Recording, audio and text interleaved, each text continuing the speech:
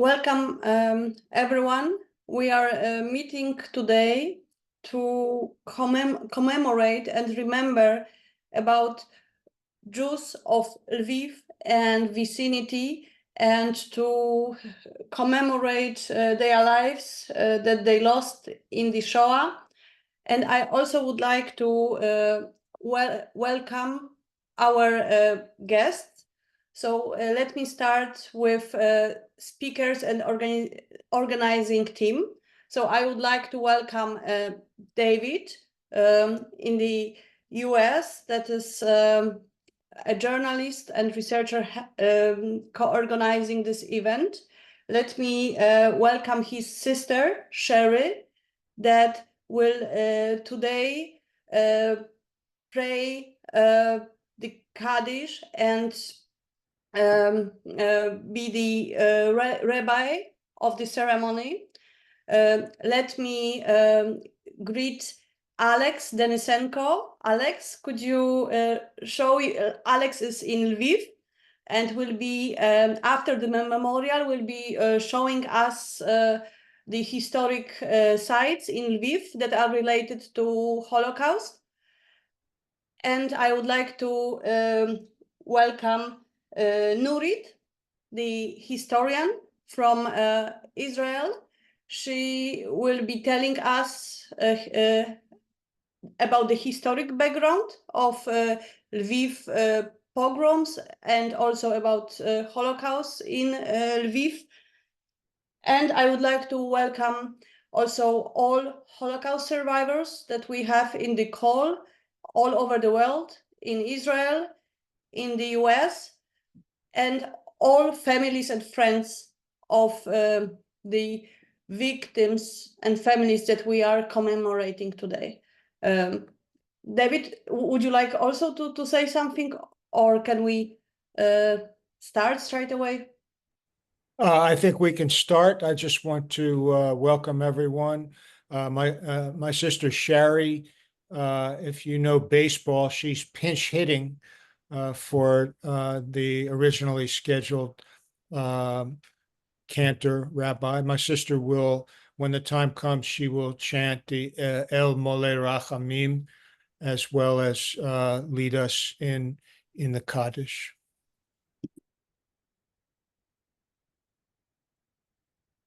Okay, so do we start now with the Kaddish or first the memorial? Because this I am not certain what's the proper way. I will leave it up to okay, maybe Sherry. If you're available, if you're ready to start, perhaps you could do the El Mole Rachamim, okay, and the Kaddish. Thank you.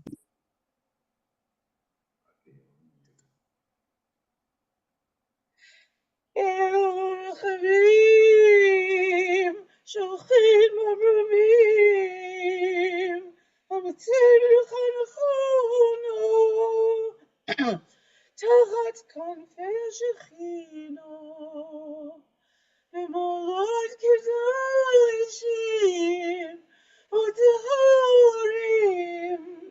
Kezorkia Mazir, Nishmot Shishat Milyonei Achyoteinu V'Achinu Asher Nitzvu B'Shoah Shenirku Shenechneku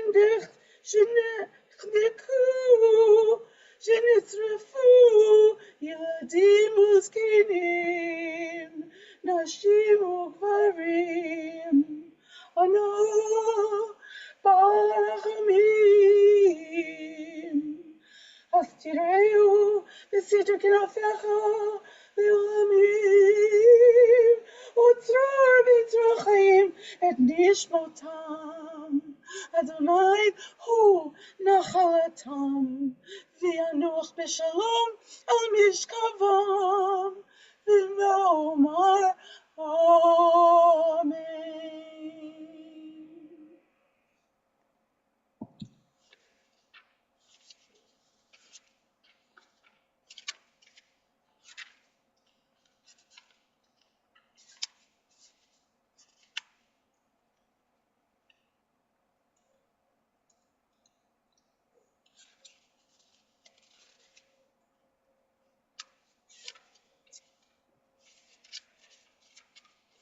one moment.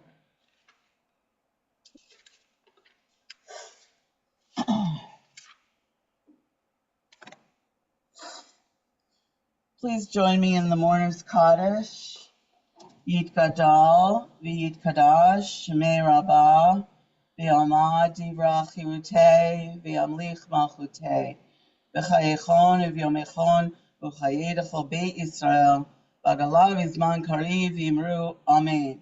Yehei Shmei Rabbah mevarach, le'olam olamei almaya. Yitbarach, v'yishtabach, v'yitpa'ar, v'yitramam, v'yitnaseh, V'yitadar v'yitalev v'yitalal shmei dekudesha b'richu. Le'ela min kol b'chata v'she'ata, shush b'chata v'nechamata, damiran v'yalma v'yimru amen.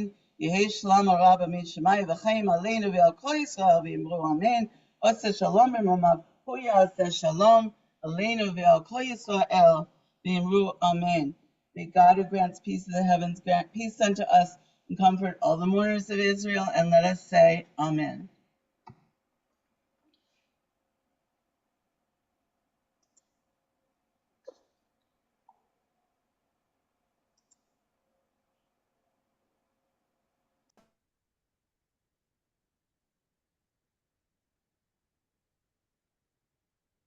Thank you, Sherry. Aga, I think we're back to you. Thank you. And we will start now reading the commemorated names of our families. I will read together with David.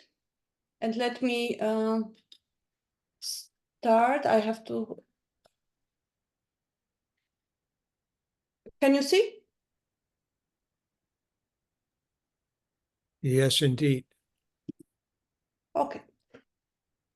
We'd like to remember about the victims of extermination in Lviv and vicinity, and indeed around 130,000 to 170,000, sometimes even it's mentioned to 200,000 people, Jews, have been murdered. למה צריך כתרים? Sorry?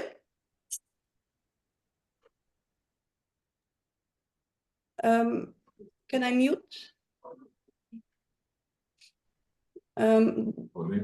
David, can you mute?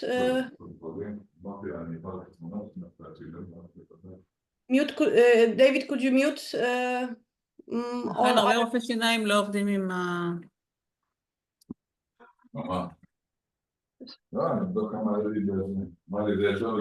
It says that New Read. Sorry. Let me start now. Everyone who is not muted, please mute yourself so that Aga can continue the ceremony. Thank you. We'd like to remember the victims of Shoah in Lviv and vicinity, where in Lviv itself, at least 130,000 Jews were murdered. And let me begin with the commemorating of the names of Holocaust survivors present in the call. We remember the Zinger, Big, Shapira, Lubliner families murdered in the Holocaust. Hanna, Henrik, Anna, Jan, Ignace and Eliza Rottenberg, murdered in Bełżec, 1942. Jakob, Moshe, Sima, Shlomo, Shapira, and Laura Zinger, murdered 1941. Remembered by Ari Ramon. Ari, jeśli jesteś obecny dzisiaj i nas słuchasz, serdecznie Cię pozdrawiam i dziękuję, że jesteś z nami. We'd like to remember the Kohn, Schwarz, Friedenthal families murdered in the Holocaust. Shlomo, Hersh, Hanna and Berta, Toncia Laufer, Lena Schwarz and Szulek Schwarz, Isidor Friedenthal and Regina Friedenthal, Rena, David and Lucia Friedenthal, Miriam Halber, Rela Gertner and Bumek Warman, remembered by Nawa Ruda. Szanowna Pani Nawo, jeśli Pani nas słucha, to serdecznie pozdrawiamy i dziękujemy, że jest Pani z nami dzisiaj. We'd like to remember the Shapira, Tenenbaum, Stier, Hoeven and Feuering families murdered in the Holocaust.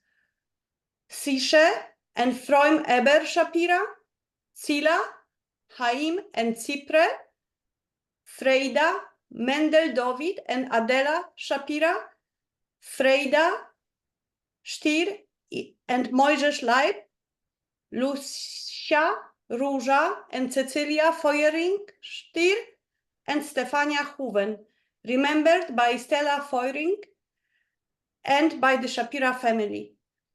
Dear Stella, if you are with us today, thank you for being with us, and it is an honor. We'd like to remember the Leventon family murdered in the Holocaust. Lydia Leventon, murdered August 1942 in Bełżec, the mother of Vera Bornstein, Anatol Nathan Leventon, the father of Vera Bornstein.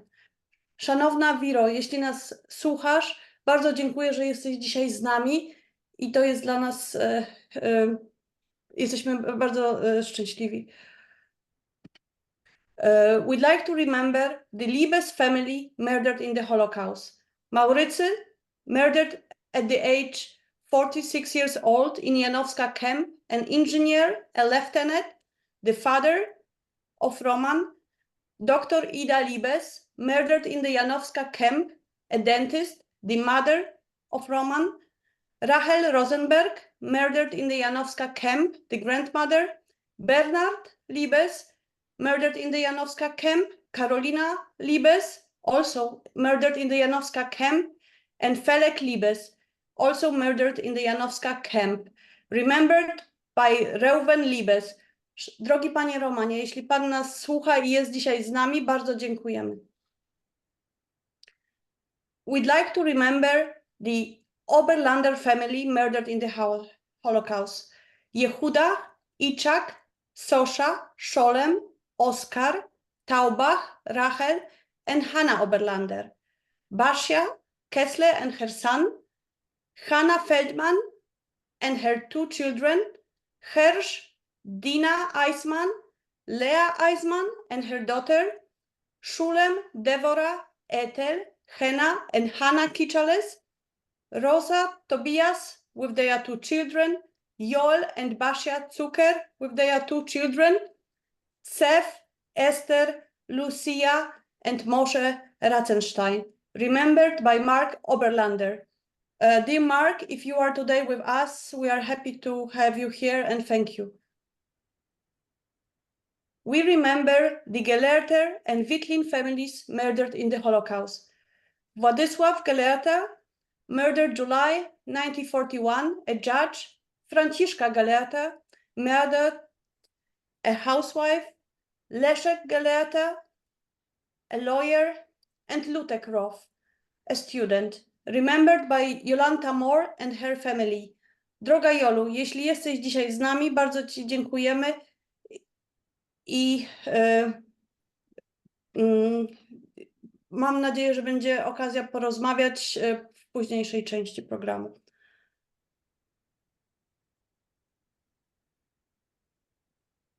David?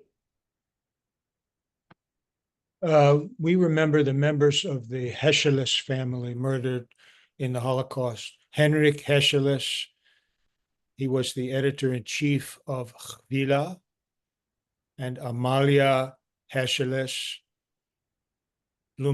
originally Blumenthal, who committed suicide in Janowska camp. She was a teacher.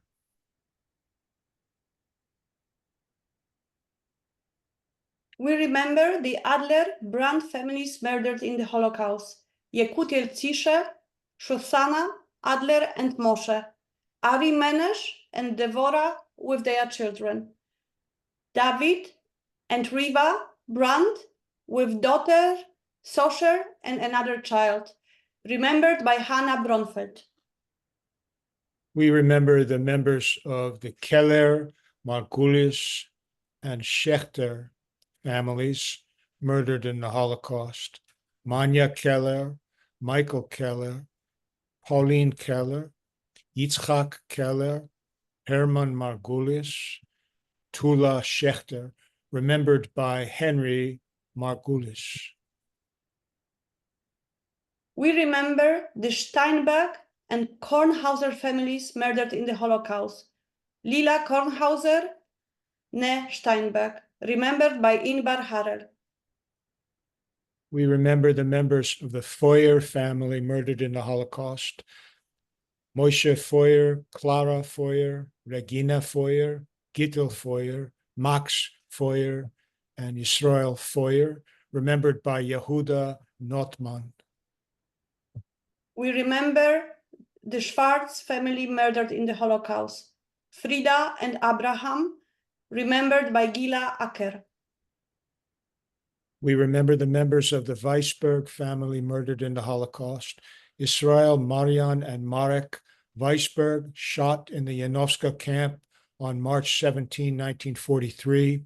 Dora and Fega Weisberg, murdered August 17, 1942. Isaac Weisberg, shot on Professor's Night, July 4th, 1941. Lola Weisberg, Bruno Mundek and Mrs. Gersten, Lisa Rappaport, Jutta Pistiner, Mina Weisberg and Mrs. Wallach, murdered in Belzec, Salam Erna Wallach and Emil, age 1, Klinger, murdered in Belzec, August 10, 1942. Lawrence Klinger, Dr. Josef Klinger, and Lieber Pistiner, all remembered by Limor Cohen. We remember the Katz family murdered in the Holocaust. Regina, Ludwig, David, and Isaac, remembered by Naomi Katz. We remember the members of the Nussbaum family murdered in the Holocaust. Stella Nussbaum, remembered by Bracha. We remember the Fuchs, Whitehorn, Brandwein families murdered in the Holocaust. Sima and Lola Fuchs murdered in the Lvov ghetto. Wolf, Ethel, and Unique Whitehorn murdered in a camp. Bernard Brandwein, Israel and Aaron Fuchs, Basha, David, Golda, and their children, and Cheska with a child, Shoshana, 3 years old, murdered at the train station by a Nazi guard, remembered by Leah Batus. We remember the members of the Bardfeld family murdered in the Holocaust. Max Bardfeld, murdered in the Stanislavov ghetto. Mina Bardfeld, née Schmerler, murdered in the Stanislavov ghetto. Pepe Lustig, Sarah Bardfeld, both murdered in 1942, remembered by Eva Bartetska Piwashevich. We remember the Littman, Zimmermann, Wasser, and Stein families murdered in the Holocaust. Koppel, Lazar, and Tema, Abraham Littman with the family, Henrik Zimmermann, Moses, Mala, and Baruch Stein, Leon Lieber, Clara Haya, Eva and Abraham Wasser, remembered by Hava Granit. We remember the members of the Katz family murdered in the Holocaust. Aaron Lovich, Frumeta, Edmund, Lucia Schlager, and Benjamin Schlager, all remembered by Ofra Ben Ari. We remember the Polotnik family murdered in the Holocaust. Peretz, Rachel, and Tuska, remembered by Robin Klein. We remember the members of the Windler, Levin, Levinkron, Lerner, Schnauzer families murdered in the Holocaust. Hersch and Ita Windler, Yechiel and Rivka Levinkron Lerner, Avraham and Regina Windler Schnauzer, Clara and Genya Windler, Eliezer Levin, Eliezer and Elimelech Lerner, remembered by Stefan Pemper. We remember the Grossman family murdered in the Holocaust. Shmuel and Hannah, Mordechai and Shimon, Nathan, Tina, Tova, 4 years old, and Avi Grossman, Esther Grossman, Moshe, Lola, and Miriam, 3 years old, Grossman, Berta, Nehalphem, and Mario, 2 years old, Grossman, remembered by Iris Grossman-Levin. We remember the members of the Landsberg and Lubinger families murdered in the Holocaust. Yehusiel Landsberg, murdered November 2, 1941. Stefanie Landsberg, née Lubinger, murdered 1942 in Belzec. Maximilian Lubinger and Anna Lubinger, both murdered in 1941, remembered by Don Tel Neal. We remember the Strudel and Burger families murdered in the Holocaust. Frima Fania, murdered June 1941. Haya Clara, murdered July 4th, 1942. Charna and Leib, murdered July 4th, 1942, and remembered by Nurit Sheps Kaspi. We remember the members of the Ziegelheim family murdered in the Holocaust. Berish and Reisel Ziegelheim, née Koenig. Golda Winter, née Ziegelheim, and her baby daughter. Ziegelheim. Ziegelheim. No, Ziegelheim. Ziegelheim. Yes. Sorry. Moshe and Mendel Ziegelheim. Shmuel and Itka Ziegelheim. Sima and Davis Raphael Ziegelheim, all remembered by Ayala Raviv. We remember the Karanter family murdered in the Holocaust. David Karanter, murdered in Janowska camp, a professor of Lvov University. Musha Haya, murdered in the Janowska camp, his wife. Isaac Karanter and Pearl Mayblum Karanter. Rivka Blittner, her husband, and their 3 daughters. Israel and Bunek Baruch Karanter, remembered by Itzhak Shea. We remember the members of the Landsberg family murdered in the Holocaust. Henrik Pavel Landsberg, murdered in Janowska camp, a lawyer. Fanny Landsberg, née Grunbaum, murdered in the Lvov ghetto, a teacher. We remember the Laufer and Freidfeld families murdered in the Holocaust. Shmuel Laufer, with 4 sons and their wives and their children. Koppel Freifeld, Henya Freifeld, and brothers and sisters of Koppel and Freifeld, remembered by Ruf Noy Freifeld and Shmuel Freifeld. We remember the members of the Gruber family murdered in the Holocaust. Shimon Gruber, murdered during the Petlura days of July 1941.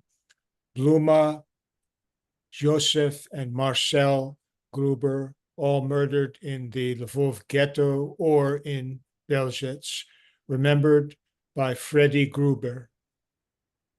We remember the Goldberg family murdered in the Holocaust.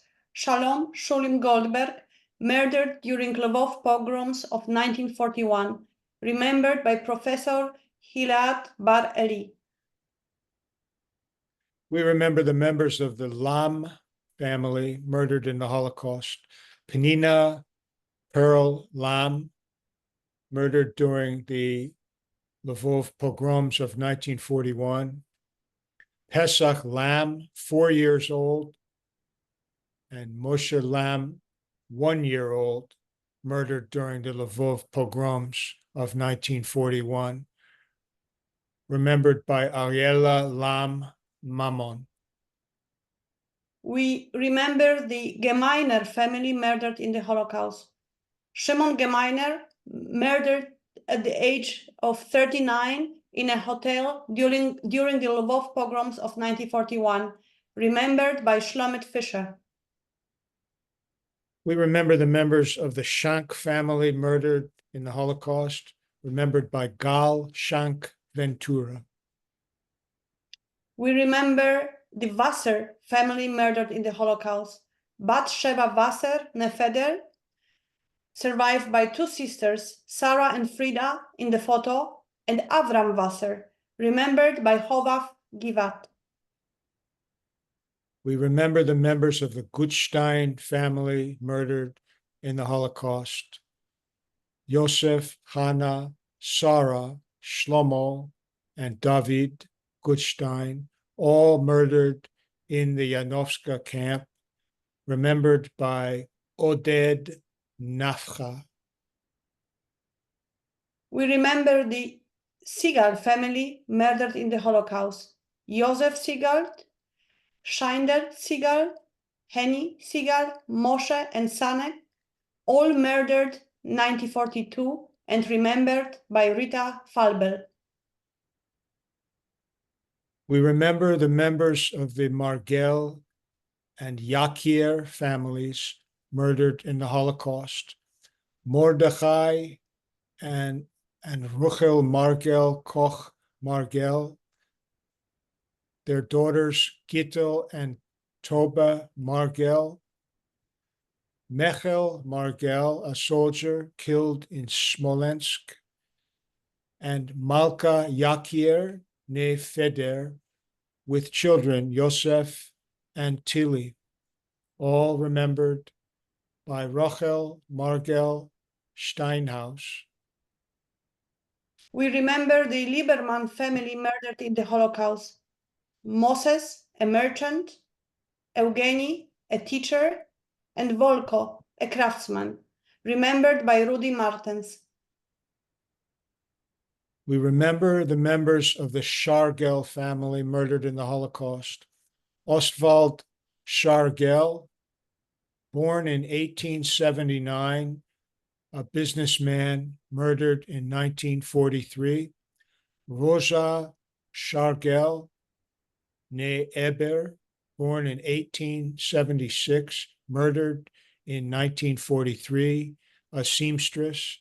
Clara Rachela Amster, née Shargel, murdered in 1943. Dr. Natan Shargel, Dr. David Shargel, all remembered by Eleonora Frisch. And I wanted to add that Ostwald Shargel was the best friend of my great-grandfather, Chaim. We remember the Kleiner family murdered in the Holocaust. Bronisław and Ernestina Kleiner, murdered by Gestapo, 1943. Josef and Marian, also murdered by Gestapo, 1943. Samuel and Karl, murdered in the Janowska camp. Marian, Regina, and Bernard, also murdered in the Janowska camp. And Dr. Hermann Kleiner, murdered in the Holocaust, remembered by Katie and Scott Kleiner.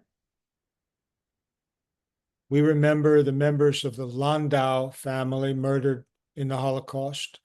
Yitzchak Landau, Rachel Hirschhorn Landau, and Yuzek Landau, remembered by Dorit Morag Landau. We remember the Witthop family murdered in the Holocaust.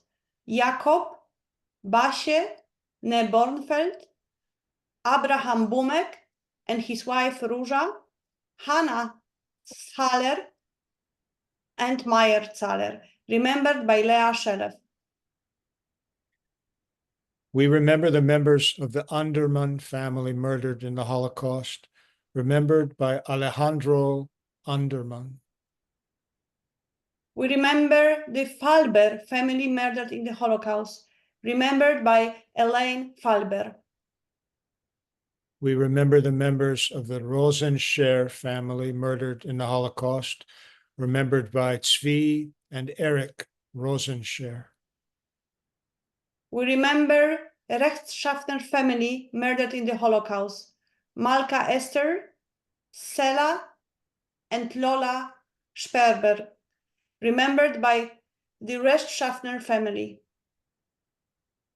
We remember Josef Begleiter, a businessman, born in 1884, died in 1942. Rebecca Begleiter, née Wittels, born in 1892, murdered in 1942 in Belzec. Neota Begleiter, born in 1922, murdered 1942 in Belzec, a student. Ludwig Begleiter, 1920 born, murdered November 1942 in Belzec, a student. Tushia Begleiter, née Hescheles, born in 1920, murdered November 1942 in Belzec, a student. Remembered by Maya Bar. And I'd like to mention that the Begleiter family lived vis-a-vis the family of my grandmother in the same street. We remember the Rabinovich family murdered in the Holocaust. Ruchelt, murdered at the age of 48, a businesswoman. David, murdered at the age of 27, a journalist. Basia, murdered at the age of 25, a student. Mordechai, murdered at the age of 21, a student. Regina Zittler, murdered at the age of 23, a student, remembered by Raya Benshir. We remember Rosa Messer and Yeal Messer, both murdered in the Holocaust, remembered by Daniela Alyagon. We remember Bronisław Bajrach, murdered June 1941, a lecturer at the Lvov Polytechnic, remembered by Shuki Eker and Natalia Alexion. We remember the members of the Zurawski family murdered in the Holocaust, remembered by Richard Zurawski. We remember the Lovenkron family murdered in the Holocaust, remembered by June Voss. We remember the members of the Stanger and Bringer families murdered in the Holocaust, remembered by Rodney Stanger. We remember the Lev and Rothander families murdered in the Holocaust, remembered by Ricky Tadmore. We remember the members of the Nacht and Bomse families murdered in the Holocaust, Hermann Nacht and Ethel Hochdorf Bomse, remembered by Alexander Nacht. We remember the Wiesberg family murdered in the Holocaust, Regina, Yakov, Sarah, and Zev, remembered by Sarah Galor. We remember Moshe and Manya Guberman, murdered October 1942, remembered by May Kessler. We remember the Tenenbaum family murdered in the Holocaust, Hanoch and Toby, remembered by Henry Tenenbaum. We remember Peretz Gleich, murdered July 1941 in the Brigidki prison in Lviv, a pediatrician and a radio journalist, remembered by Grzegorz Gembala. We remember Lerman, Tayer, Feldzon, Zilberberg families murdered in the Holocaust, Yachet, murdered in Bełżec, Esther Steinberg, née Lerman, with 3 sons, remembered by Aaron Krochmalik. We remember the members of the Wiener, Burt, Hofben, Finkelstein, and Spector families murdered in the Holocaust, remembered by Stephanie Bird. We remember the Goldschlag family murdered in the Holocaust. Baruch, a veteran, a merchant. Sheva Nekoch, a housewife. Josef and Sima Goldschlag, a merchant and his wife. Bella and Nelly Goldschlag, murdered at the age of 7 years old. Maurycy and Mala Goldschlag, murdered 1942, merchant and a housewife.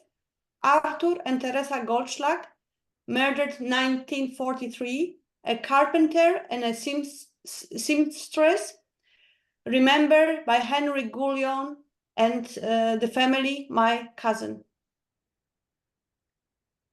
We remember the members of the Goldschlag, Bleiberg, Ennis families murdered in the Holocaust. Erna Esther Ennis, née Goldschlag, born November 1st, 1898, 45 years old, a housewife.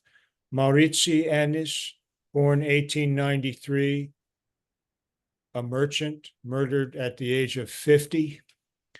Julius Ennis, born in 1926, 17 years old. Rachel Bleiberg, née Goldschlag, 39 years old, an accountant. Benjamin Bleiberg, 49, a pharmacist. Leah Goldschlag and David Roth, and their daughter Janina Roth, 12 years old, all remembered by the Wiener family. We remember the Grundzeit family murdered in the Holocaust, remembered by Emmy Leatherman.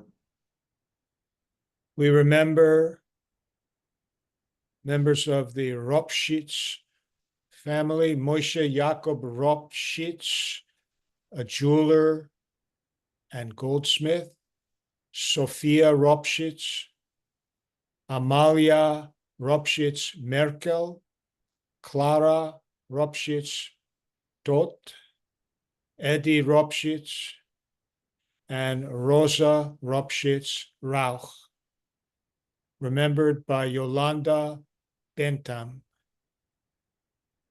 We remember the Kudesh family murdered in the Holocaust. Hannah Nehaber and Janos Kudesh, remembered by Michal Kudesh Eshet. We remember Moshe Reichstein and Nettie Griffel Reichstein, survived by two daughters in the photo and remembered by Netta Natalie Goldman. We remember Helena Iger Gottdenker, murdered July 1941, remembered by Norbert Weinberg. We remember the members of the Spinner, Labiner, Rottenberg, and Graup families murdered in the Holocaust. Aga, you should do this one. So I remember about Henrik Spinner, murdered July 1941 during Petula days, a merchant and a glazier. I remember Clara Spinner, née Altenberg, murdered July 1st, 1941 in the Lvov pogroms. My great-grandmother, a craftswoman and a frame maker. Mieczysław Milek Spinner, murdered March 1943 by Gestapo in Kraków. Julek Spinner, murdered in the Aktion of March 1942 in Lvov.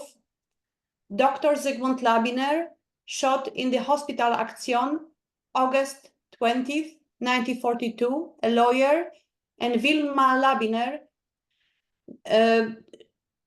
killed May 15, 1944, in Płaszów, and the sister of my cousin Henry Gurion, remembered by me and my cousin Henry Gurion. And we remember all the victims of the Holocaust in Lvov and vicinity, and also remember about the families that don't have anyone to remember about them because nobody of them survived, as their estimated number of survivors in Lviv were about 1,000 of survivors out of 100,000 inhabitants of the city. And we created this memorial with the help of all the families. And thank you for submitting your names and the beautiful photos to commemorate your families. Thank you very much. This is the end of the memorial, and we can go to the next part of the program, which would be Alex Denisenko streaming directly from Lviv and telling us about the history of the place where he is currently in. Hello, do you hear me? Hello, do you hear me? Yes? Yes, we hear you, Alex. Before I start my presentation, I also want to commemorate the memory of two 10-year-old twins, Henrika and Adela Zilber, who were killed by Gestapo in July 1941 in Kamionka Strumiłowa, and they are remembered by their brother, Julian Zilber, who is a doctor and lives in Wrocław, Poland, and by their cousin, Nina Talbo, living in New York.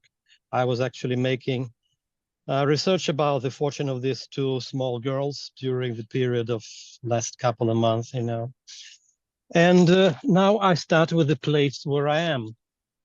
I am at the hill where there was a murder of the professors of the Lviv universities that was done into actions on the 4th of July, 1941. And a few weeks later, I will now approach this monument, show you what it looks like, and tell a few words that I know from the survivors and from the families of people who are buried here.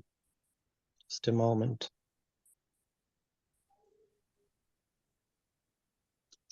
Anyway, here is behind me is the memorial. It was placed here some 20 years ago by people who are related to these people. And behind me is a newer monument. You see it on the back side.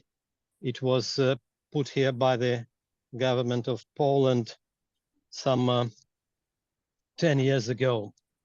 So here you see the name of the professors and the flowers that were put here a few days ago in commemoration of the events of the 4th of July. So here you see the names of those people. As you see, most of the names are Polish or of Polish origin. However, my story is about a man who was Jew by his father's line and Polish by his mother's line. His name is Henryk Korowicz. I'm honored to know his two grandchildren, Jonathan and David, who live now in Dublin, Ireland, and who's been here a few times. So Henryk Korowicz, ironically, was killed not because he was a Jew, but because he was a professor. And you see, the date of his death is the 12th of July, while most of the professors were killed on the 4th of July. Anyway, the Korowicz last name is a transformation of Kornreich. He changed his name because of some circumstances and became the rector of Lvov Academy of International Trade, Lwowska Akademia Handlu Międzynarodowego. I know the story of Henryk from his son, Wojtek, who's been here some 15, 16 years ago. So the story is as follows.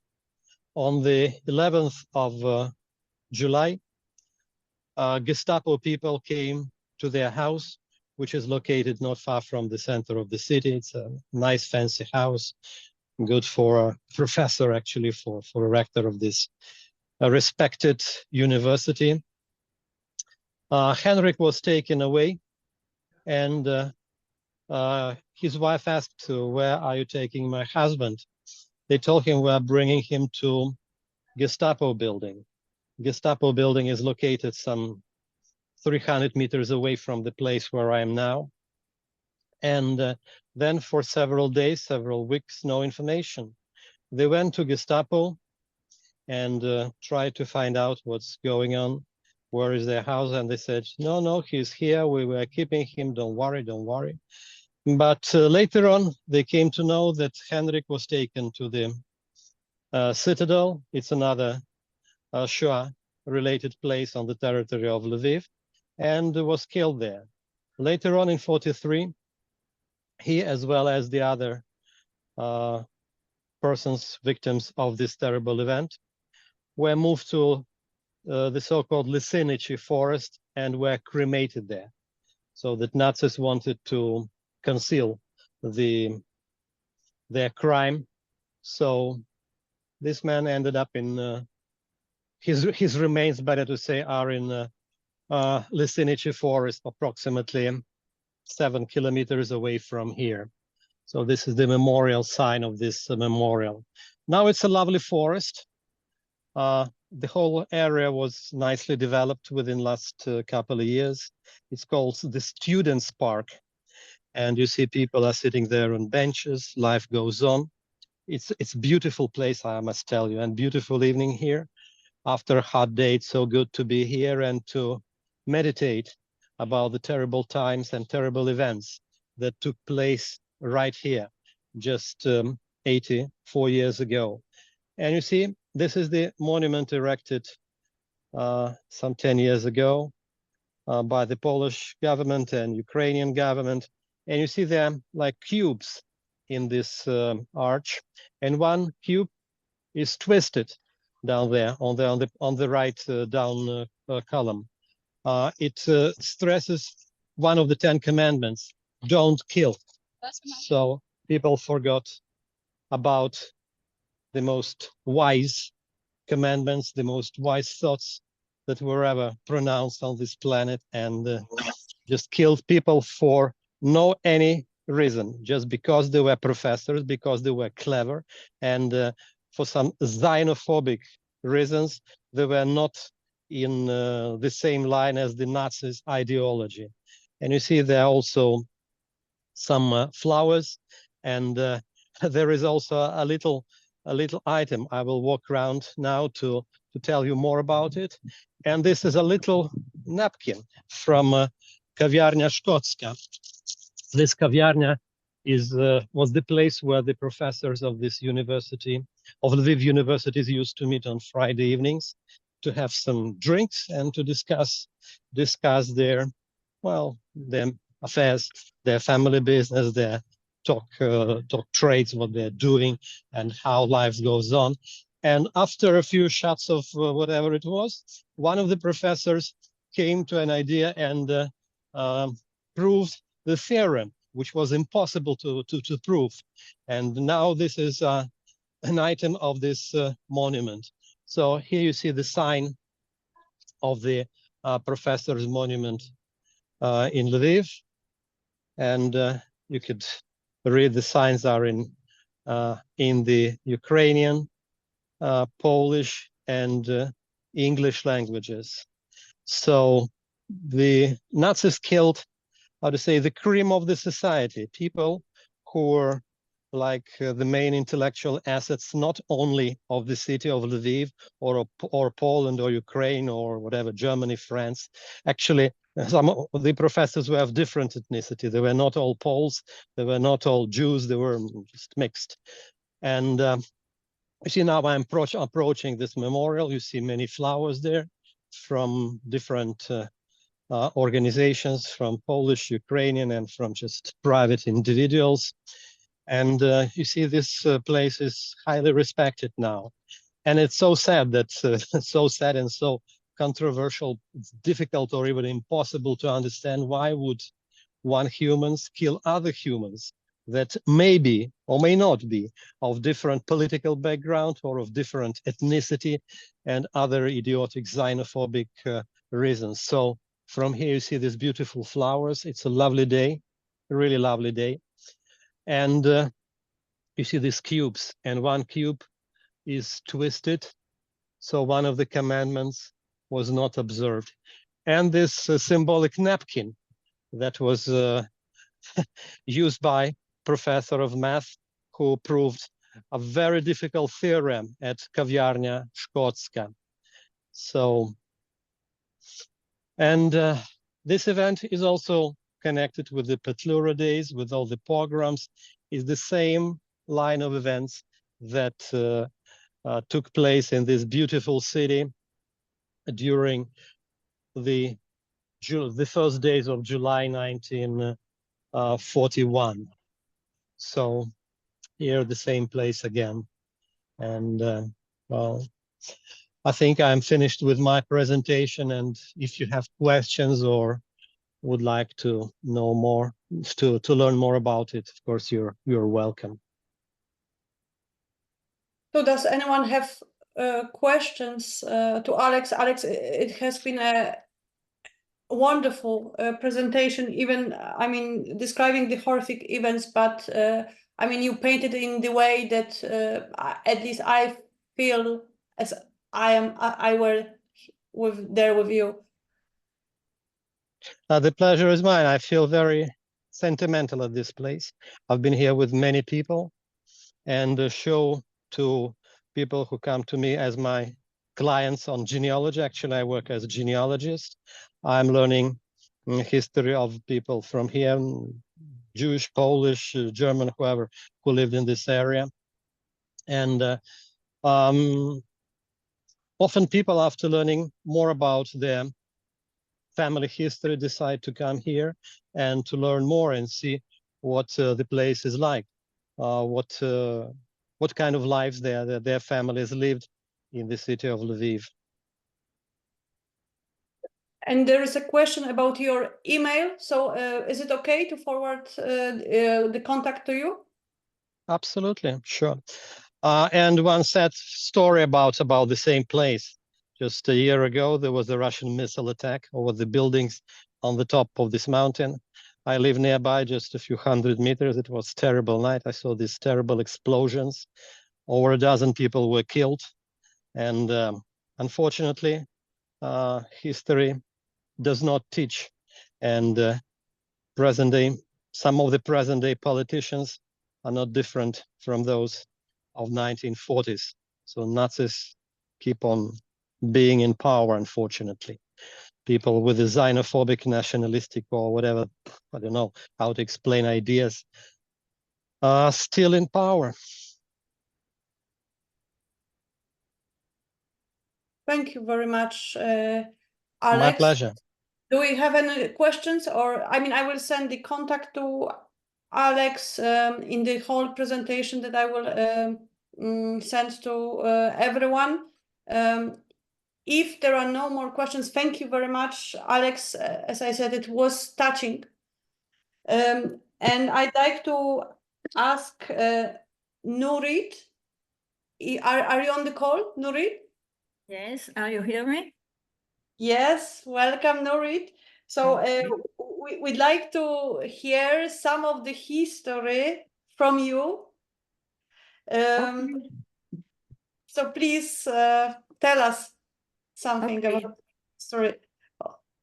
Last week, June 30, 2024, it was marked as 83 years anniversary of the prison pogrom against the Jewish population in Western Ukraine, an area known administratively as Eastern Galicia, and its capital Lvov. The prison pogrom was part of a serious pogrom against the Jewish population that took place with the Nazi German invasion of the USSR, known as Barbarossa Operation, during the end of June, beginning of July 1941. Ukraine gained its independence for the first time in 1991, but throughout the period in the history in which it was intermentally controlled by Russia, Poland, and Austria, its population aspired to independence, especially in Western Ukraine. In the Ribbentrop-Molotov Pact of August 23, 1939, between Nazi Germany and the USSR, Poland was divided between the two powers, and Eastern Galicia is Western Ukraine and next to USSR.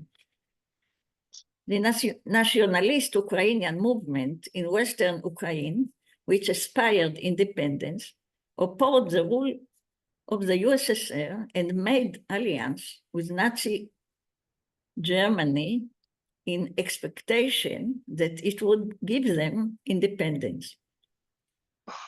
But Germany's goals was different. However, and it expected the nationalist Ukrainian to do the work of exterminating the Jews for her because the Ukrainians okayed the Jews of collaboration with USSR and of handing over Ukrainian nationalist leaders and fighters opposed to communist regime to the USSR. This was the reason for the pogrom against the Jews. On the nationalist, something about the nationalist Ukrainian. The Organization of Ukrainian Nationalists, abbreviated OUN, was founded in Western Ukraine under Polish rule between the two world wars, striving for establishment of an independent Ukraine state and not resorting to political terrorism. In June 1941, the nationalist Ukraine declared independence under the leadership of Yaroslav Stachko. As a follow-up to the declaration of the party at the Congress in Krakow in April 1941, which states, the Jews in USSR are backbone of the ruling Bolshevik regime and are avant-garde of Moscow, imperialism of Ukraine. The Bolshevik government in Moscow exploits the anti-Jewish attitude of the Ukrainian mass to divert their minds from the real cause of their trouble and to direct them during riots against the pogroms. OUN sees the Jews as the backbone of the regime in Moscow, but explains to the mass that the main enemy is Moscow. Upon declaring independence, the Ukrainians formed a national militia, and together with the Ukrainian police wore a yellow-blue ribbon on their arm, wearing a muffler bonnet, named after the Cossack leader, Ivan Mazepa. Within the period, there was a rift between OUN members, between Stefan Bandera, the leader of the extremists, and Melnik, the leader of the volunteers. The Germans set up two battalions, the Nachtingel Battalion, where Bandera men served, and the Roland Battalion, where others served. The 300 battalion soldiers were Ukrainian, and the commander were Germans. Among the Ukrainians were intellectual, freelancer, the former officer in the Polish army, and so on. The two battalions annexed to Einsatzgruppen C, led by Dr. Roche, entered Lvov on June 30, 1941. They entered the Rynek, Poltan Square, and hung German and Ukrainian flags on the town hall. They joined the Ukrainians who broke into the municipal prisons where the Ukrainian political prisoners, including Jews, were imprisoned, who were imprisoned by the Soviet government and began massacring Jews. The Russian government eliminated the political prisoners in the prison before its withdrawal, a total of about 4,000 prisoners. The Ukrainians accused the Jews of aiding the Russians in killing prisoners. They caught the Jews in the street, beat them, brought them to the prisons to clean them, evacuate the bodies and bury them, and murder many of them. There are the pogroms now and the prison pogroms. The prison pogroms took place in all the prisons in towns and cities in Western Ukraine. An Ukrainian railway worker in town of street south of Lviv explained the reason for the pogroms.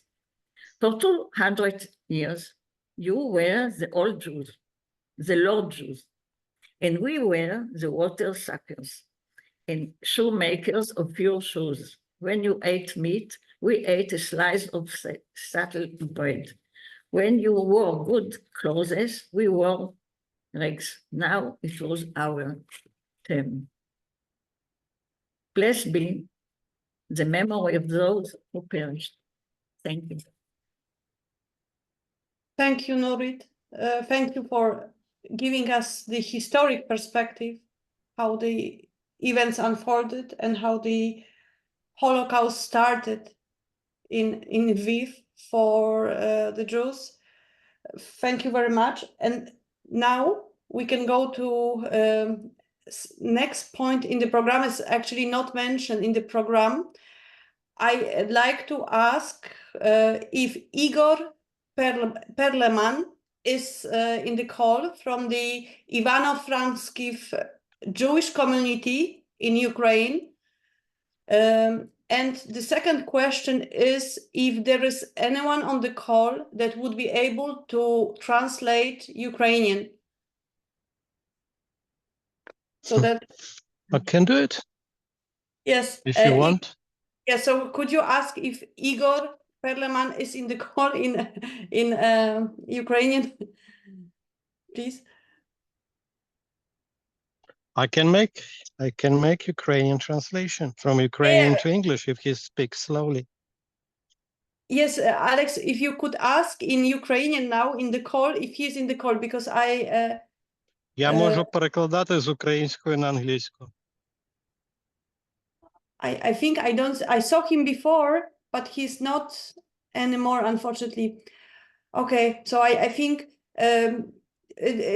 it won't be necessary, Alex, but what I wanted to mention that after this ceremony, I will share also details about the Jewish community in Ivano-Frankivsk. And if anyone would like to support the community and learn what they are doing and how they are helping in Ukraine for the country that is at war, I am happy to share all the contacts. And additionally, I will also share the contacts to Alex Denisenko. And also, if anyone would like to thank Alex. Alex has been our guide in the ceremonies since the beginning. You are also welcome to support Alex. But this I will send after the ceremony. And now I would like to open the room to share your family stories and speak. I'd like to greet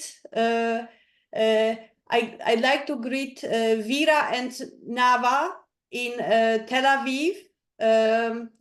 I'm happy you are with us. Are you still listening? Yes. Yes. Good evening, Aga. Hello, my dear Vera. At last, yes, I must tell you, I am full of admiration to you. Knowing your story, the way you dedicate yourself to this ceremony and to it's very touching, very, very touching. Thank you, Vera. I am also amazed by your energy and this young spirit that you have. I must tell everyone that I am, I think, one of the few of the survivors, not second generation, but the very first one.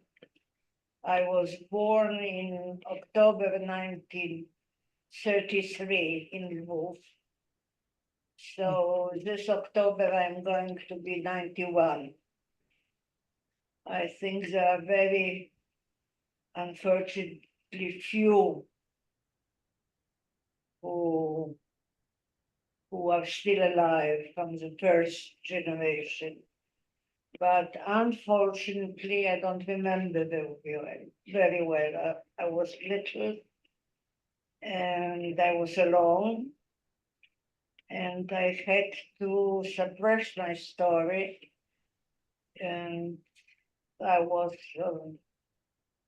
aryjskie papiery, Aryan papers in 13 different places, in Warsaw and in Lviv, and the last one in Krakow until 45.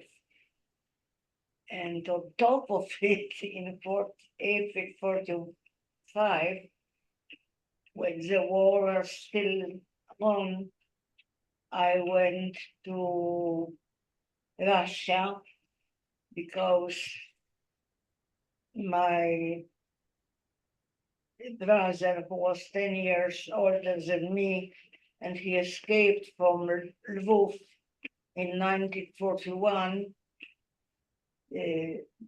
My mother was born in Kharkov, and she married my father, and they lived in Lviv.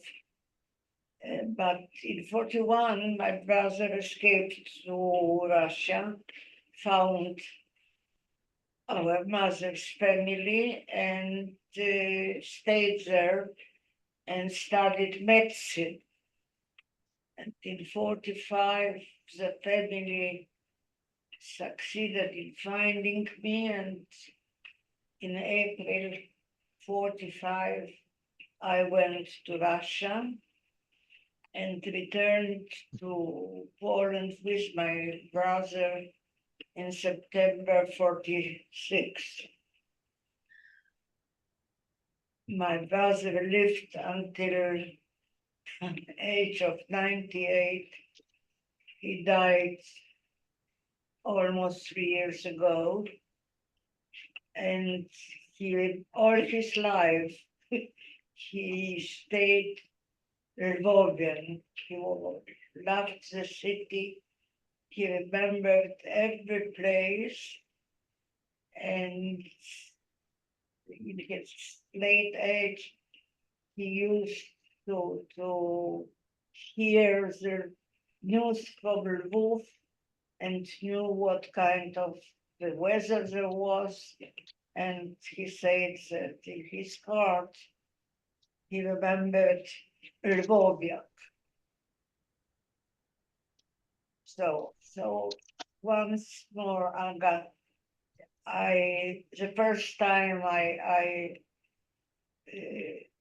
knew of you, about you, was, I think, a year ago, or is it already 2 years? And your dedication is very touching. And keep on with the good work. Yes, we want peace, right? And that everybody remembers the history, and that there is a lesson. And even though sometimes it doesn't sound, it is the case, because we have a war in Lviv, right? We have war in the Middle East. Yes.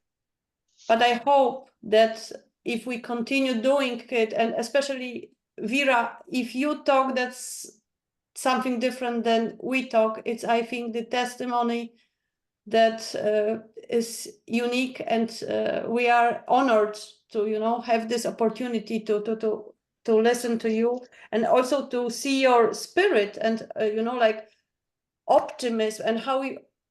It's thank you really, you know, for your openness, and I know it's not so easy to talk in such a ceremony, and thank you very much.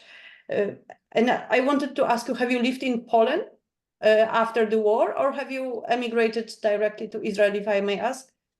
I came from Russia to Poland, and actually I lived in Krakow, and I came to Israel in 1950 only. But it's 1950, it's already more than 70 years. And have you visited Poland or Ukraine? I was for 3 days some 15 years ago, 20, my husband, one of our sons, and myself, but we were in Oswiecim, and we looked for the grave of my husband's father. My husband was Slovak by birth, but his parents perished in Oswiecim. And he was in Poland in 1948, and somebody showed him the grave where supposedly his father was amongst the other murdered people. They were very strange 3 days, and actually I didn't really visit Poland. But 2 years ago, I was in Belgium. The Belgians came. I got very friendly with Eva Koper, who is the head of the museum there and the institute. And I stayed in Belgium for several. There was a group of us who came, and it was very moving, very touching, a very special experience. But Belgians only, Belgians and the vicinity. Mm-hmm.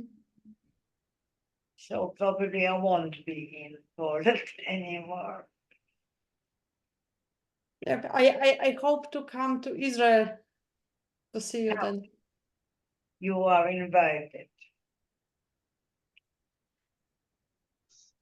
So my question is, does any other survivor or non-survivor would like to share their story? Or I don't know, Vera, if you still would agree to answer a question or not, but please, yeah. If there are any questions and I can answer them, I will gladly do it. Thank you. Does anyone have a question? Okay, I'm also ready to tell us a few words about myself. Vera is my very good friend, and we live very close one each other. But I'm only 1 year younger than she is, so I'm also very, very old. And but still, I remember everything. And when Germans came to Lvov, I was only 6.5 years old. But I remember everything. I was in the Lviv ghetto, and my hiding place was found by the Nazis. And my mother and I were already on a truck to Piaski. But fortunately, I don't know how, the truck came back to the ghetto, and somehow my father succeeded so that we could leave prison where we were staying, and then I fled from the ghetto to the Aryan side, and I went to my nanny, Polish nanny, and Julia Jurek, and she saved me and also my parents who fled from the Janowska camp, my father and my mother. And only my brother was sent. He was 7 years older than me. He was sent to another camp and he was killed there when he was only 16 years old, my brother Shlomo. And also my grandparents, the parents of my father, all of them were killed, all the family, not in Lviv and in Buchach. But my father's family was from Buchach. My mother's family was from Lvov. So I came here to Israel in 1949, and I'm still here. And I visited Lvov twice. And so these are my, only in very, very short words. Now we have a new war, and we are very unhappy about this. Thank you, Nava, for telling us, stories that are not so easy for you. I wanted to say that one can read your story in a diary that you published, right? Yes. And also you have some videos. Yes. That you produced. Yes. Yes, so I can also share it after the ceremony with the participants, and I think one video that I saw is especially beautiful, where you stand with your granddaughter in the street and in the place where you have a picture of your brother. Yes, indeed. It's a very beautiful and touching video, and I think one was very, very funny, which is unexpected given the topic and the experiences you had, which is about drinking vodka, right? Yes. Maybe you could say about, do you remember, and maybe you could say about the story of the vodka, yes. When I was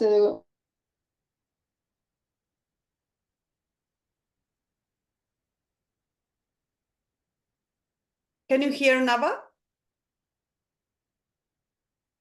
he didn't know that I was Jewish, and my parents were hiding in this place. My father was in a. However, they were hiding in the apartment, and he didn't know that they are here. But he knew about me because I was like her niece.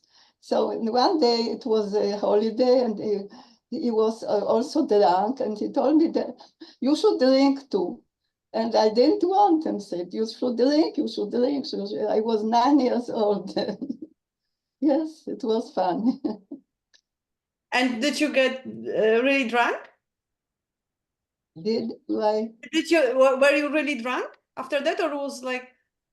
I don't understand your question. I mean, did you drink a lot of vodka, or was it like just that Yes, I was afraid of him, and I was very, very sick after this.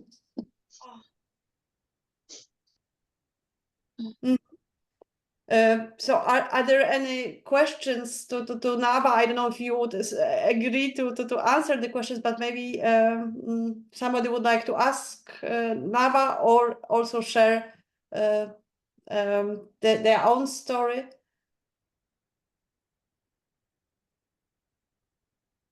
My name is Henry Margulis. Do you hear me? Yes. I was born at the Rappaport Hospital in Lvov. My mother and father, Clara and Mundek Margulis, were hiding in the sewers of Lvov for 13 months together with the mother of David and Shari Preston. And after deliberation, they were deliberated July the 25th, 1944, I was born in the Rappaport Hospital in Lvov. So, and after, when the Russians gave permission for Polish-speaking people to leave, we all left Lvov. My mother and father, and there were 10 of them, were hiding together with Mr. and Mrs. Riga and their 2 children, and some other people hiding under the sewers, underneath where the opera was, where the fountain is in the center, and that's where they get their water from for 14 months, and they were hiding there. And you were there as well, or you were born after? I was just maybe I was conceived there. I was born afterwards. yeah. So that's how I was born. And where do you live in London? Sorry, I live in London with my wife. I have a sister who lives in Seattle, the United States of America, but she was born in Ireland. Yeah. My mother and father came to London. They thought they would go to the United States of America, but the visas took too long to arrive, so we remained in London. I'm married. I've got a lovely wife, and I've got 3 lovely children and 2 lovely grandchildren. And my wife's name is Diana. Yeah. Well, I can say that everything that Henry Margulis just told you is 100% accurate. And I have, many years ago, I visited his parents in their home in Queen Elizabeth's Walk. Queen Elizabeth's Walk in London. Yes. And Henry visited my family in Wilmington, Delaware, many years ago. And Correct. this looks like this must be Deanna with you. Hello. And the painting behind my head. It's your mum. Is that your mum at the top? It is my mother, Galina. Helena, who was in the sewers with Henry's parents for 14 months.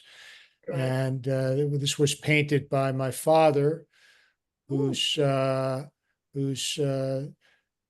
fanciful self-portrait is just to the right on your screen. And he was a survivor of Auschwitz and Buchenwald. He was not from Lviv. He was from Rovno, but Henry remembers him. His name was George. Oh, he's a real gentleman. Yeah. Yes, he was. So anyway, it's lovely to see you, Henry, on this call. Yes. And I even though this event, this annual event, is commemorating really 83 years since the Germans entered the city that's now called Lviv, and that was really the beginning of the end for the Jews of the entire area. We still have taken the opportunity, with the excellent research done by Agnieszka, to commemorate many of the people who died, not just during that month of July of 1941, but in the months and years that followed. So I'm really proud to be part of this annual ceremony. Yeah. I want to add that our dear friend Alex Denisenko, who is reporting live from Lviv today, will be in Philadelphia next month. And both of us, as it happens, will be speaking at the 44th International Conference on Jewish Genealogy. We'll both be speaking on August 21st in Philadelphia. So I look forward to seeing Alex again, my dear friend who has helped me very much and who is probably the world's best researcher in that part of the world. If you need help with genealogical research, you should contact Alex. And his email is now his email address is is shown in the chat area. And I want to thank my sister who graciously agreed, despite the fact that she was hoarse. She agreed to fill in this morning. Well, it's morning here in Philadelphia, to fill in for the folks who were originally hoped to join us to chant the prayers. So thank you, Sherry, and I'll turn it back to Agnieszka now. Thank you, David. So I just like to extend the stage to other participants to also share stories or comments, whatever you'd like. I hope we have a safe space here. We are a close community. We meet year after year. So I really welcome you to share with us if you like.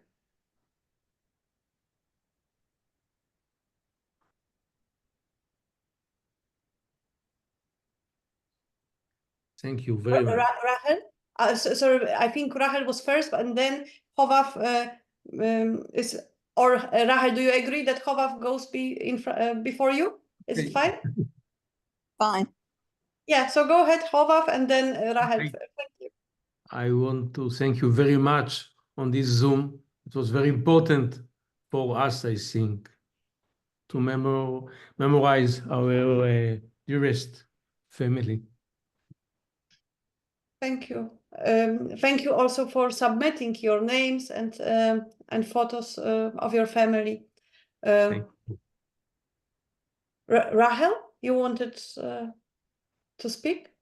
Yes, I just wanted to say how important this is for everybody to get together and to be together. This is a very trying time in the States and in Canada for Jews, and especially for, it's wonderful to get together and know more people that were from Lvov. I had the privilege of going with my sister and my 4 Israeli cousins to Lvov in 2017. And I fell in love with the city. I kept telling my husband, I think we have to go for a visit again. My family, my father was born in Moshchisk and my mother was born in Rudki. She said Lemberg on her passport, but we think it's Rudki. Rudki, yes. Near here. And my father and his father and mother had a butcher store. Most of my family were butchers. And the house and the store was on 22 Sosnova. I think that's how you say it, Sosnova Street in Lvov.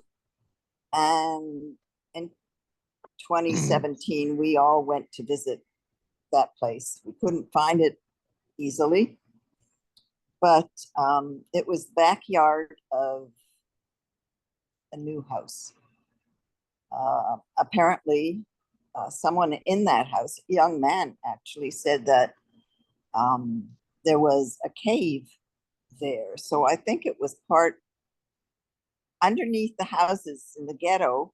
Apparently, there were tunnels that went from house to house. This is what I was told by our guides that Alex knows. And it was just covered up. I don't know where. My grandfather was a butcher for he sliced meats for the Gestapo. And because there was so little food in the ghetto, my grandfather thought that he could take a couple of slices home for my grandmother. And he was shot in the street on his way home, which left my grandmother all alone in the ghetto. We don't know what happened to her. There is no records. I know it was in 1942 but I can't find out any information. I have to get in touch with Alex to get more information. Right now, Sure. I have gone back to, I did my family tree, and I've gone back to the 1780s on my father's side. I can't get anywhere on my mother's side because apparently he was the only son of an only son. That's what my mother didn't want to talk. My father told me all the stories of what they did. They didn't go, they jumped off trains on the way to concentration camps. They did everything to survive. They tried to get on the ship to get to Israel through the Black Sea, but the ship before them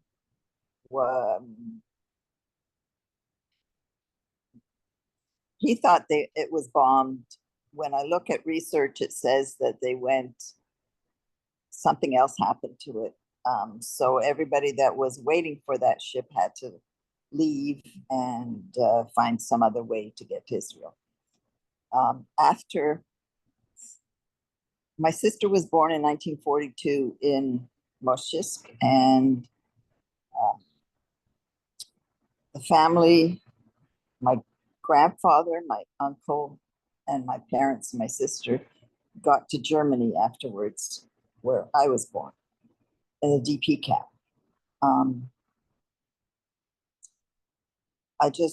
I wasn't where Alex is now, but my sister and I went everywhere around Lvov. It's just a beautiful city to me. I'd like to come back. You are very welcome. Thank you. Thank you, Rahel. Anyone else would like to say something? I just want to say one Yes, thing. sorry. Nobody has called me Rahel in a long time. What should I say? Is it incorrect? Rachel. Yes. They changed my name when we came to Canada in 49. And they changed it because my name was Ruchel. The teachers and the principal said, that's too difficult for children to say, so we'll call her Ruchel, Ruchel. And I hated that name. When we moved and I saw my citizen papers and it said Rachel, I said, that's my name. I don't like Ruchel. So I changed to Rachel. I forgot to say that my mother had, the only survivor of my grandparents was my grandfather. And he and my uncle, my two uncles, ended up in Israel. People in Israel would know my first cousin, Avi Yakir, who is Kishkashta. And he had a children's show that he went around Israel. But my uncle went through Trieste to get to Israel in 48 in one of the illegal ships. And it's just wonderful to know when my grandchildren are going to Israel. And it's just wonderful to tell them the stories of the family that I know. That's what we have to do. We have to pass on our stories to our families. Whether they want it or not, they get it. Thank you. Thank you, Rachel. So anyone else would like to share something with us?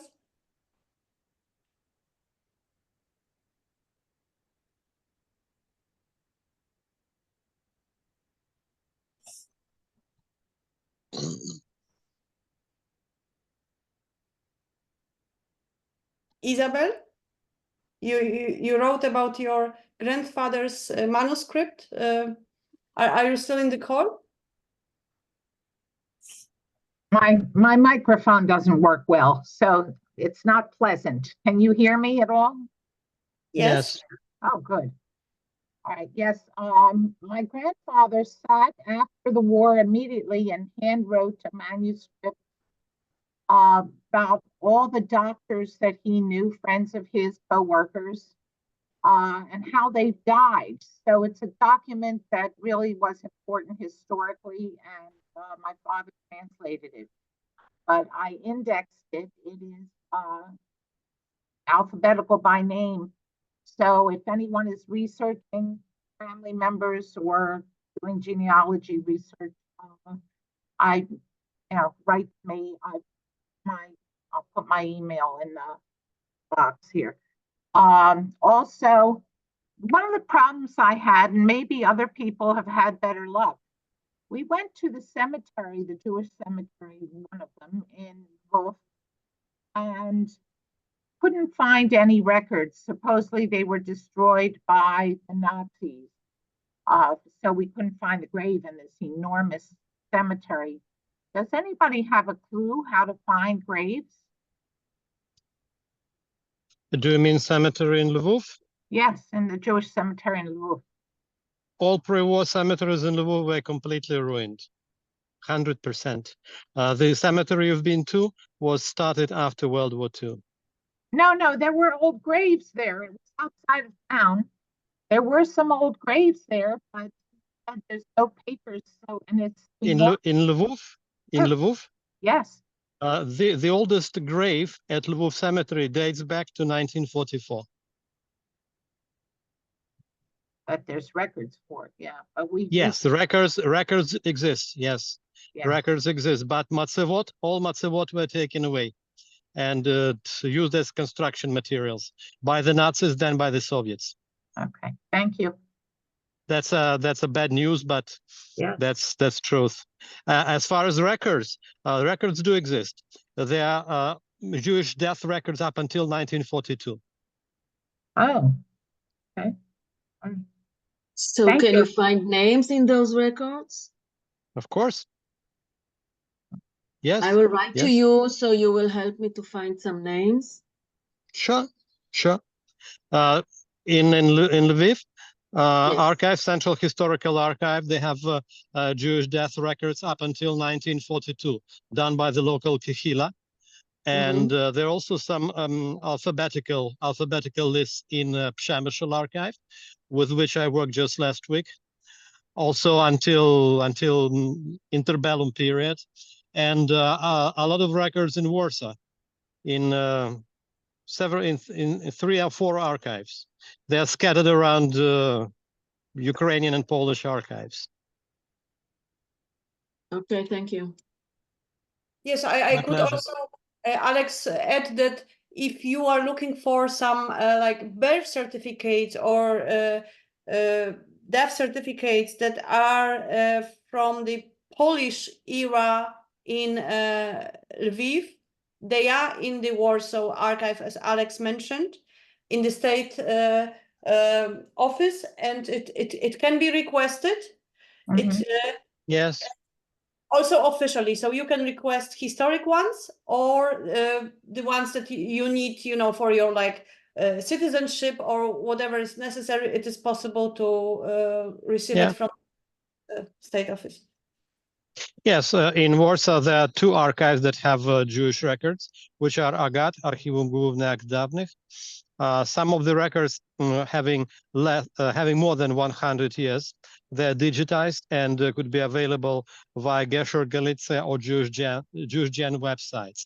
The records having less than 100 years, they are available at the offices of Agat or USC, Urząd Stanu Cywilnego of the city of Warsaw, the so-called Akty Zaburzańskie, which means the area of Poland that is now inside Ukraine.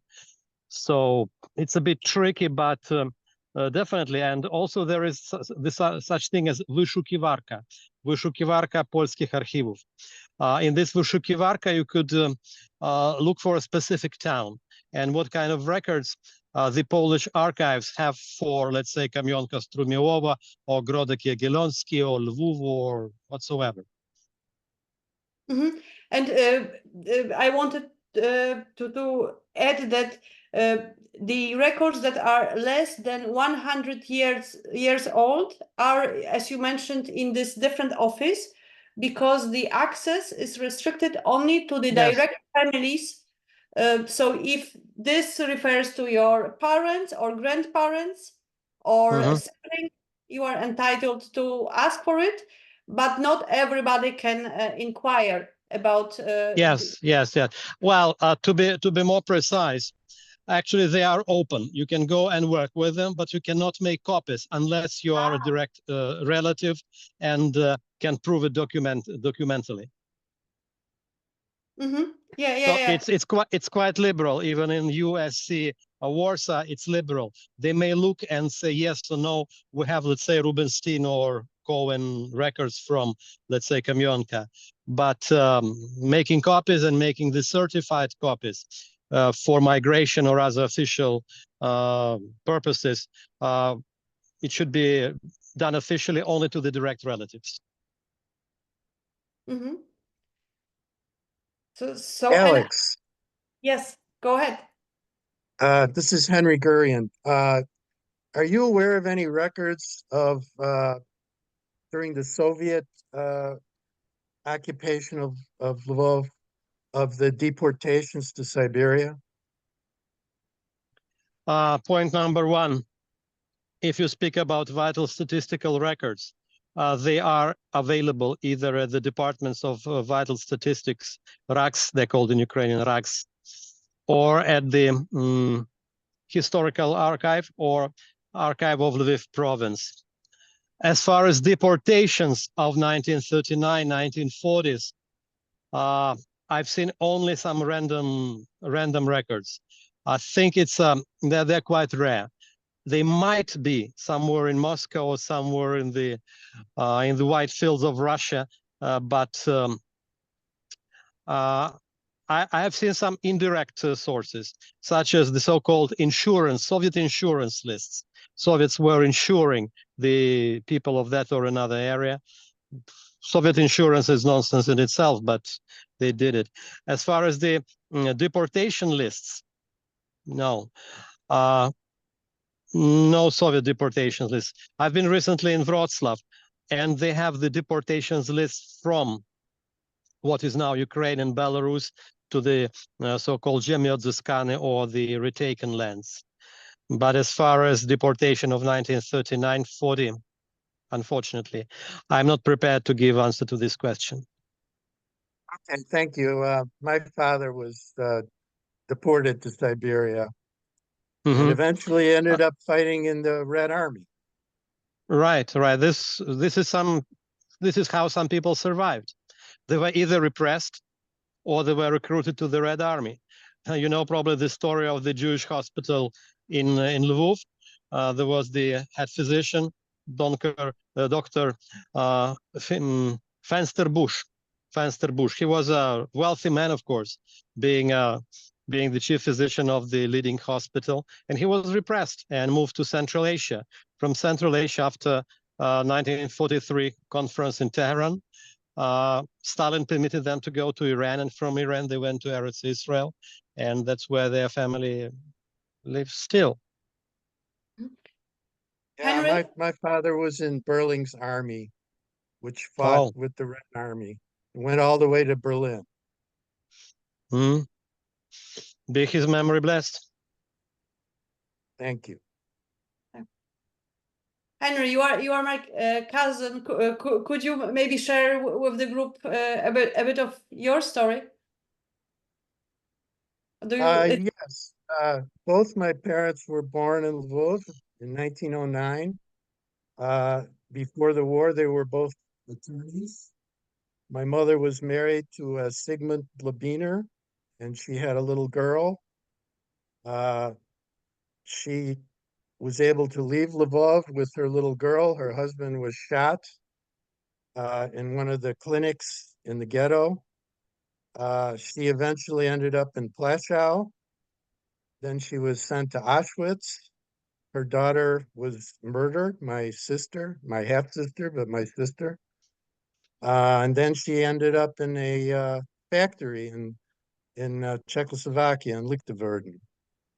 And I mentioned my father. He was deported before the Nazis came to Lvov.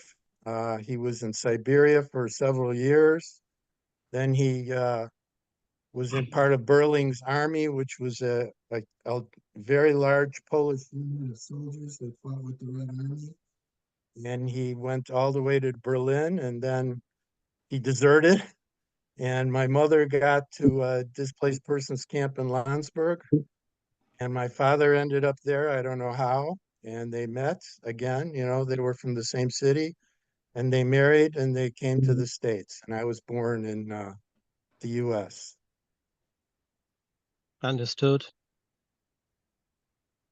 Thank you, Henry. And Henry's mother was the sister of my grandmother. So his mother, Regina, was the older sister of my grandmother, Sabina, at that time. And they were the only survivors of the immediate Spinner family.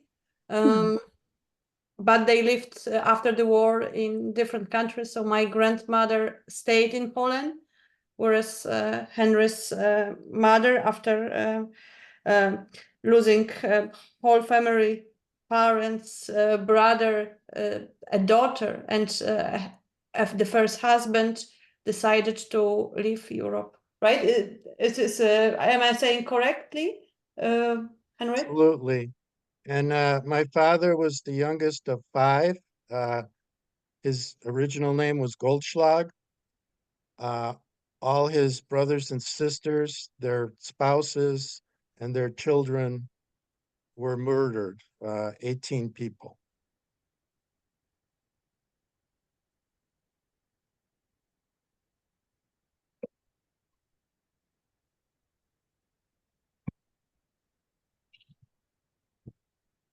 Oh, Edith? except, and I see Irith is here, right? Irith, are you Yes. here?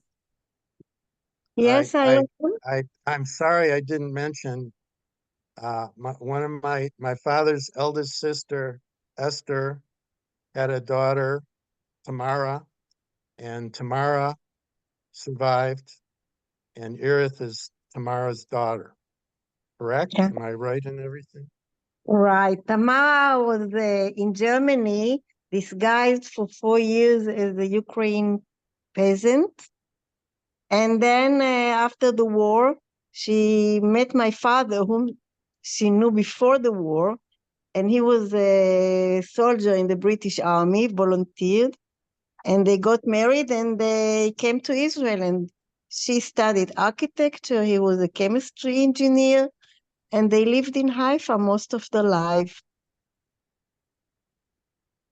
And I'm his daughter. I'm their daughter, and I have a brother in Australia, and I have 3 children and 6 grandchildren.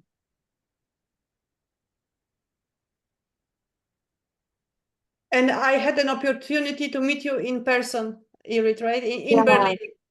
Yeah. Unluckily, 2 of my children live outside Israel, one in Manhattan and one in Berlin. Thank you. And now we're waiting for better days in Israel because the situation is very bad. Are you now in Israel? Yeah, I am in Israel, live near Tel Aviv. Next time you or Henry come to Israel, we'll meet here. And if not, maybe again in Berlin or in the United States. I would love to meet you. We met briefly, right? Many, many years ago. Yeah. I'll write to you, okay? Because I'm going to be in the States in October. Oh, please let me know, please. Yeah. Thank you. Thank you. Anyone else would like to share something or comment or ask or? And thank you very much, Agnieszka. It's not only to me. It's not only to me. It's to the whole group. The whole group. Okay. Alex, Nurit. Thank you. Okay. Thank you all. But I have to thank you personally, Agnieszka, because you are the one who helped me rediscover my family that I knew almost nothing about. And your dedication and your passion is amazing. Thank you, Henry. I hope to meet you soon, maybe in the US. Hopefully, yes. Anyone else would like to share their story or maybe ask? I mean, let's say we have 5 to 10 more minutes, right? So you are welcome. We can also connect afterwards, exchange contacts, whatever you are interested in to follow up on. Please don't hesitate to write. Good. So are there any more questions or remarks you'd like to make? Okay, so I guess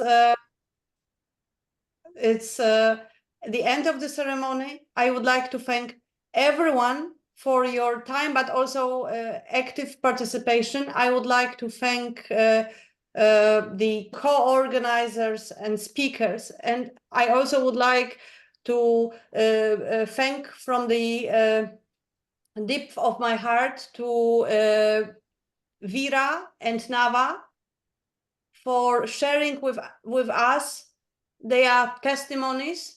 And I think that this is an honor that we could listen to it in this ceremony.